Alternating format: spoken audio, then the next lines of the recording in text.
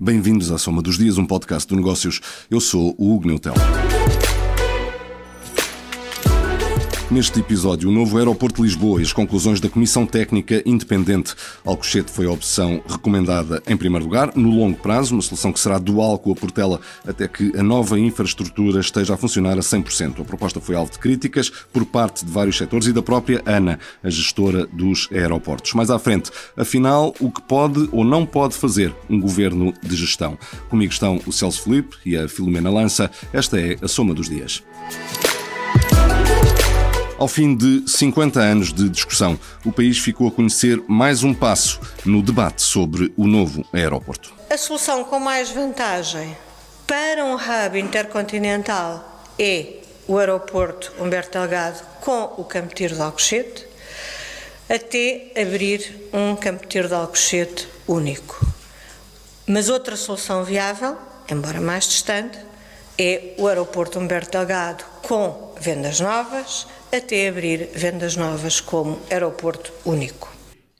Maria Rosário Partidário, a coordenadora da Comissão Técnica para o novo aeroporto, a apresentar a recomendação de que a infraestrutura seja construída no Campo de Tiro de Alcochete, uma obra para vários anos, no valor de 8 mil milhões de euros e que implica que a solução para Lisboa seja dual, mantendo a Portela enquanto a nova infraestrutura não estiver 100% funcional. Na mesma apresentação, António Costa confessou este sentimento. Creio que percebem a minha relativa inveja de não ser eu o decisor político que vai poder fazer este jogo.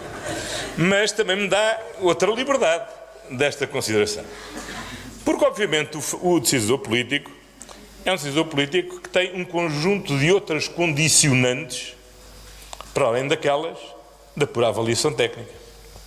Aquela forma como aparece a avaliação da condicionante do contrato em vigor, obviamente é uma condicionante que qualquer decisor político vai ter que ter em conta.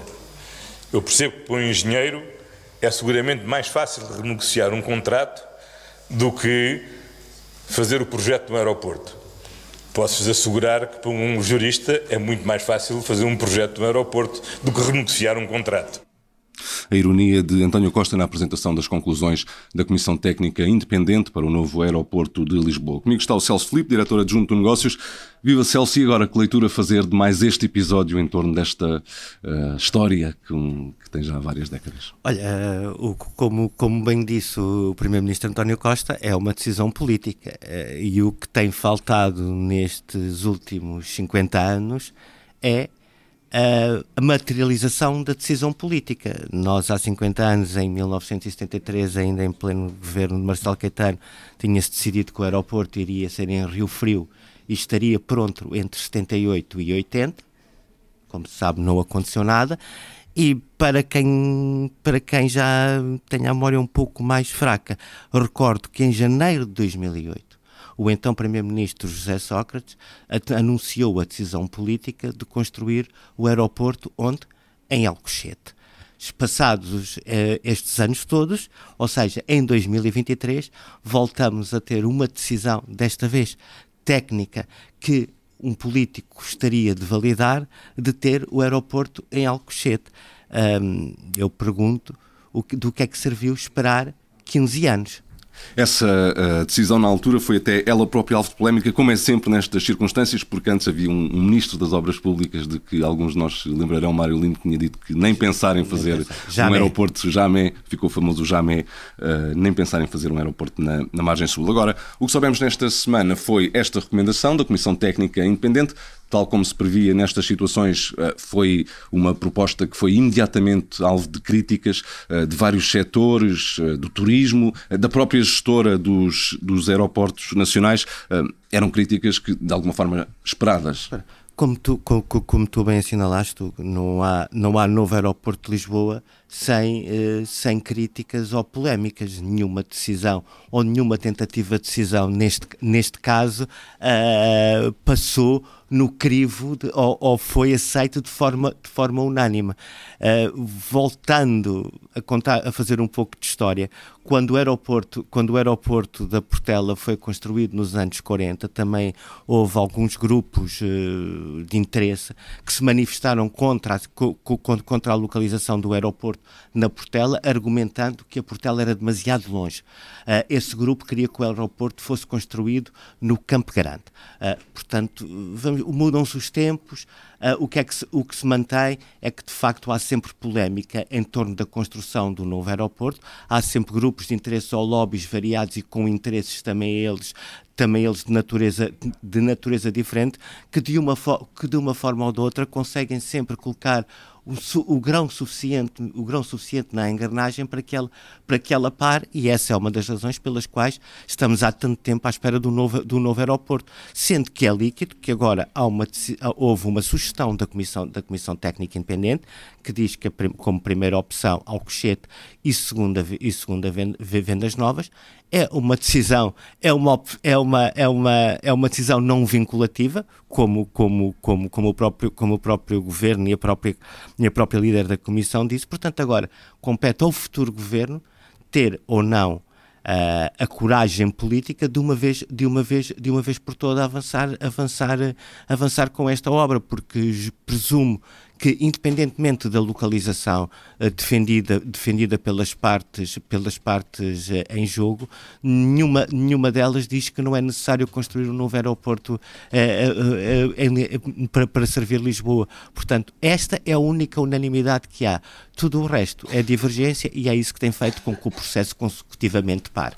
Estaremos cá para acompanhar os próximos episódios aqui no Negócios que acontecerem em torno da discussão sobre o novo aeroporto. De qualquer forma, deixa-me só acrescentar uma coisa, se permite. Só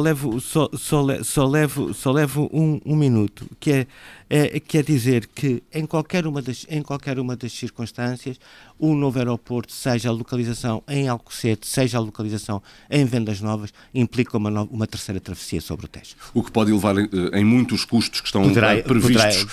Basta lembrar que a Ponte Vasco da Gama, à altura da construção, e, portanto, preços do final do século XX, custou qualquer coisa como 700 milhões de euros e, portanto, em 2023 uma nova travessia. De todo modo, sendo na margem sul, não é viável sem novas acessibilidades, porque senão terias um aeroporto a funcionar bem e acessibilidades a funcionar mal, o que seria péssimo para o destino de Lisboa e também para o hub da TAP. Celso Filipe, e o novo aeroporto de Lisboa, com as recomendações da Comissão Técnica Independente, e agora o Governo de Gestão. Nesta sexta-feira, o Governo passa a ser de gestão. É o passo que está definido após o Presidente da República ter aceitado a demissão do Primeiro-Ministro. Uma definição de contornos que podem não ser totalmente claros. Comigo está a Filomena Lança. Olá, Filomena. Afinal, o que significa ser um governo de gestão? Olá, Hugo. Bom, a Constituição da República prevê que nestes casos em que há uma demissão do Governo ou que o Presidente decide dissolver a Assembleia da República, o Governo fica em gestão até que tome posse o novo Primeiro-Ministro. O que é que isto significa?